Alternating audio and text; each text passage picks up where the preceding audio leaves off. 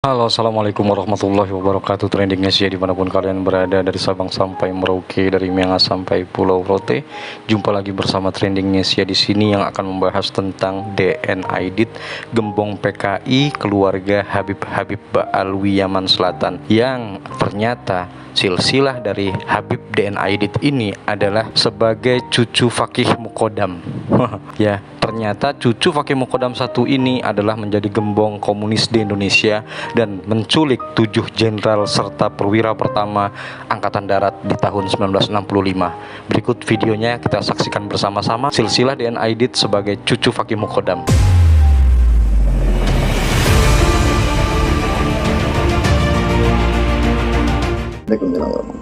Bismillahirrahmanirrahim. Alhamdulillahirrahmanirrahim. Wassalamualaikum Muhammad wa ala alihi wa sahbihi ajmain amma ba'du. Alhamdulillah wa syukurillah. Hari ini tanggal 30 September kita memperingati Haul G30 SPKI. Haul para Habib Ba'alawi Yaman yang berhaluan komunis. Tapi haulnya untuk menjadi peringatan bagi bangsa kita. Jadi founding father kita juga sudah menyampaikan jas merah. Jangan sekali-kali meninggalkan dan melupakan sejarah. Dan sejarah itu ada berbagai macam, tapi sejarah ini menjadi cerminan atau spion kita melihat ke masa lalu untuk waspada di masa kekinian dan di masa depan kita. Jadi tadi Kanjeng Gus Fakih Wiradiningrat, Masya Allah, sudah menjelaskan secara global tentang perjalanan sejarah komunis dari masa ke masa. Nah, kalau izin melengkapkannya tentang masalah DN Aidit. DN Aidit ini kan banyak yang menyangkal bahwasanya beliau itu seorang Habib Ba'alawi. Bahkan dianggapnya beliau itu seorang anak angkat saja. Bukan Aiditnya itu bukan sebagai Aidit Tulen. Nah, itu alhamdulillah tersangkal melalui kesaksian anaknya sendiri yang diwawancara oleh Harian Republika. Namanya Pak Ilham Aidit. Nah, Pak Ilham Aidit itu menjelaskan bahwasanya kakeknya beliau itu menceritakan leluhur mereka itu memang ke jalur Al-Aidit Ba'alawi Yaman. Jadi kalau kakeknya itu hanya kakek tiri, mustahil menceritakan kepada cucunya. Karena kan anaknya misalkan anak angkat, ya ngapain dia cerita kepada cucunya, orang nggak nyambung gitu kan. Tapi karena kakeknya ini memang punya anak DN Aidit, nah kemudian diriwayatkan lagi kepada anaknya DN Aidit bahwasanya mereka memang memiliki tradisi sebagai keturunan daripada Al-Aidit Ba'alawi Muasal Yaman. Nah, adapun silsilah dari DN Aidit atau Dipo Nusantara Aidit, nama aslinya kan Ahmad Aidit. Nah, beliau itu bin Abdullah Aidit, bin Ahmad Ismail, bin Abdullah Sabirin, bin Ahmad, bin Ibrahim, bin Muhammad, bin Alwi Toha, bin Tolaha, bin Hashim, bin Hasan, bin Ali, bin Alwi, bin Malik Al-Taski, bin Yahya Maula Al-Aidit. Jadi bapaknya atau leluhurnya para Al-Aidit. Bin Alwi An-Nasik, bin Muhammad Dawile, bin Ali Mola Darok, bin Alwi Al-Guyur, bin Muhammad Fakih Al-Mukodam, bin Ali Sumu'ah, bin Muhammad Soemirbat, bin Ali Kolikosam alias Ali Kisam, bin Alwi, bin Muhammad bin Alwi, yang adalah leluhurnya daripada Ba'alawi, bin Ubaidillah. Nah, dari Ubaidillahnya nyangkok nih kepada Said Ahmad bin Isa mulai di abad 9 Hijriah oleh Ali bin Abu Bakar As-Sakron dalam kitabnya Al-Burqah, Al-Musikoh, yang oleh saudara kita Kiai Imad bin Usman bongkar dalam kajian tesisnya. Dan juga nih Kiai Imad juga sudah meneliti lagi berdasarkan kajian dari kitab Al-Tufan Az-Zaman. Ubaidillah itu bukan sebagai anak Ahmad bin Isa, bahkan sudah ketemu itu awalnya itu nyangkoknya kepada keluarga Bani Ahdal. Jadi nasabnya Ubaidillah itu bin Isa, bin Alwi, bin Muhammad, bin Himham, bin Aon. Nah, dari Aon ini mulailah ada pencangkokan kepada Musa Al-Kazim ataupun Al-Hasan yang bin Husain bin Ali Zainal Abidin bin Husain. Jadi ada dua pencangkokan yang sama-sama nggak jelas, sama-sama suka mencangkok dari masa ke masa. Dari Bani Ahdal mencangkok, dari keluarga Bani Jadid mencangkok. Nah, ini cangkok-mencangkok menjadi kebohongan yang terus-menerus. Nah, jadi kalau bahasa ilmiahnya adalah argumentum aut noseam. Jadi sesuatu yang salah, sesuatu yang palsu, sesuatu yang bohong, tapi bila mana disampaikan terus-menerus hingga disangka benar. Nah, jadi kita dalam hal ini prihatin, sudah waktunya kesalahan ini dibongkar dan jangan lagi diteruskan. Bahwasanya ini nasab palsu Ba'alawi ini memang fiktif karena kontradiksi antara data di abad 9 Hijriah yang merupakan data sekunder, kontradiksi dengan data primer dari abad 4 sampai dengan 8 Hijriah. Kontradiksi pula dengan data dari data internalnya Yaman dengan data eksternalnya Irak. Jadi dari negeri yang diklaim sebagai negeri muasalnya. Dan juga kontradiksi dengan tes DNA para Ba'alawi yang haplogrupnya G sesuai dengan gerakan 30S PKI.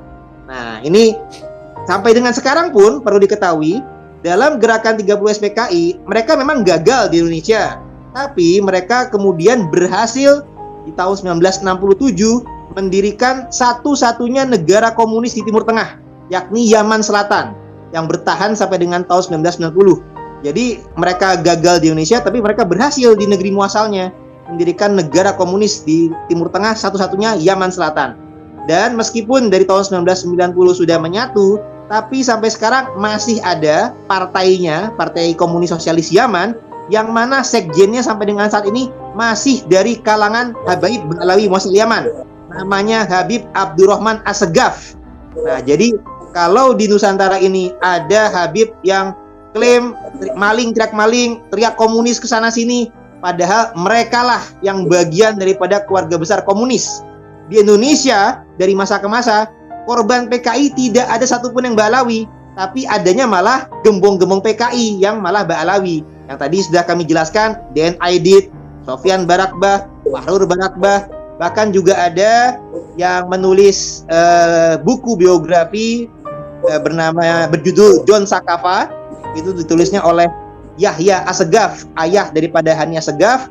Itu jelas-jelas dalam buku biografinya dia bekerja sama dengan agen komunis di Rusia, kemudian dengan agen Mossad dan KGB, intinya berhaluan komunis, bahkan Zionis. Nama bukunya saja, nama judul Yahudinya. Nah, tentang masalah Yahudi, mungkin Dr. Sugeng juga sudah pernah menjelaskan haplogrup G itu ke Kaukasus. Tapi kenapa pergerakan kita seperti kata-kata Kanjeng Fakih menyebutkan Yahudi? Nah, karena ternyata dari kalangan peneliti genetik Yahudi sudah mengisbat tanda kutip para turunan Ba'alawi itu kepada Yahudi pula. Dari jewisdna.net, itu keluarga Assegaf, Jamalul Lail, sudah diisbat, diakui sebagai turunan Yahudi meskipun garis perempuan. Karena kalau garis laki sama-sama ke jalur Nabi Ibrahim itu adalah haplogrup J. Tapi kalau G terisbat turunan Yahudi dari garis perempuan. Nah, dan inilah Yahudi Khazar, Yahudi Kaukasus yang banyak bikin kasus di negeri ini. Jadi sebelum masa kemerdekaan pun mereka sudah pernah, contoh Ratu Fatimah berupaya mengkudeta Kesultanan Banten. Usman bin Yahya, Antek Belanda, itu sudah berupaya memecah belah perjuangan para kiai Torikoh untuk meraih kemerdekaan. Usman bin Yahya ini malah merekomendasi kepada pemerintah Hindia Belanda untuk menindak tegas para pejuang Torikoh, sehingga dalam geger Cilegon Banten wafat syahid suhada sampai dengan 11 nyawa akibat rekomendasi daripada Usman bin Yahya. Dan mereka ketika Sumpah Pemuda ingin menjadi satu bangsa, mereka malah mendirikan organisasi Robito Alawiyah yang tidak mau menyatu dengan satu bangsa, malah membentuk komunitas mereka sendiri yang rasis. Nah, kemudian mereka nantinya sih alhamdulillah dari leluhurnya Pak Anies Baswedan memang ada Sumpah Pemuda meskipun Sumpah Pemuda Arab yang ketinggalan. Nah, tapi kami sayangkan setelah merdeka bukannya sama-sama membangun bangsa, mereka malah merongrong pemerintahan kita dengan gerakan komunis yang ingin memberontak di negeri ini. Nah, itu terjadi dari yang tadi Kanjeng Fakih sebutkan, ada yang dari tahun 1902 kalau setelah kemerdekaan ya, berarti 1948 sampai dengan 1949, 1965. Ini kan Indonesia sudah merdeka. Mereka bukannya bekerja sama, malah bikin gerakan untuk perpecahan, untuk mengkudeta pemerintahan yang sah. Nah, sampai dengan sekarang masih ada saja para habib-habib yang malah mencaci maki pemerintah, ngajak berontak, radikalisme, bahkan akhir-akhir ini ada yang pada mengkritik, memberikan shock terapi tegangan tinggi, ada asa celurit, asa baco, asa golok. Nah, pola gerakan komunis itu adalah dengan gerakan radikalisme yang revolusi, secara perubahan besar-besaran secara seketika. Kalau misalkan bertahap itu namanya reformasi kalau perubahannya. Ini mereka biasa dengan cara revolusi. Jadi kalau ada kata-kata revolusi mental, revolusi apa? Akhlak ya kalau kata Habib Rizik tuh. Nah, ngomong revolusi akhlak tapi sendirinya nggak ada akhlaknya. Nah, ini kemudian kita harus waspada karena mereka juga mengadakan radikalisme. Nah, kalau di Indonesia ini sudah ada BNPT dengan deradikalisasi. Ini sebenarnya gerakan kita ini membantu tokoh-tokoh tersebut tuh harusnya menghargai kita ini adalah para pejuang deradikalisasi yang sejati ini. Nggak dibayar pun kita insya Allah berjuang karena Allah demi bangsa. Kita deradikalisasi. Termasuk hari ini kita adalah gerakan deradikalisasi dalam rangka Haul J30 PKI untuk menjadi peringatan bagi anak bangsa. Waspadalah. Jangan lupakan sejarah. Ini banyak gerakan Habib Ba'alawi yang masih menggerogoti di masa sekarang. Mereka termasuk di Kerawang tanggal 10 Agustus lalu, mereka sampai menyiapkan kurang lebih 500 massa untuk gerakan yang sifatnya malah menjadi ada korban dari orang Banser dan Kiai NU. Ini juga perlu kita prihatin. Mereka menggunakan kekerasan dan yang diadu domba pribumi ini. Jadi zaman PKI dulu pun Ba'alawi ini otaknya, tapi banyak orang-orang pribumi yang akhirnya dibenturkan, termasuk yang tadi Gus Fakih ceritakan di Banyuwangi itu korbannya Banser diracun oleh Gerwani dan lain-lain. Itu banyak pribumi yang pengikut Habib atau Mukibin ini diadu domba dengan pribumi yang punya kesadaran. Nah, kita berharap para Mukibin segeralah sadar.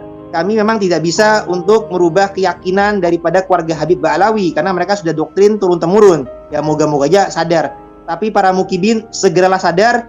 Jangan mau jadi antek penjajah dari masa ke masa ini. Bangun, sadarlah. Semoga kita semua sama-sama bisa merdeka. Sekian dari kami.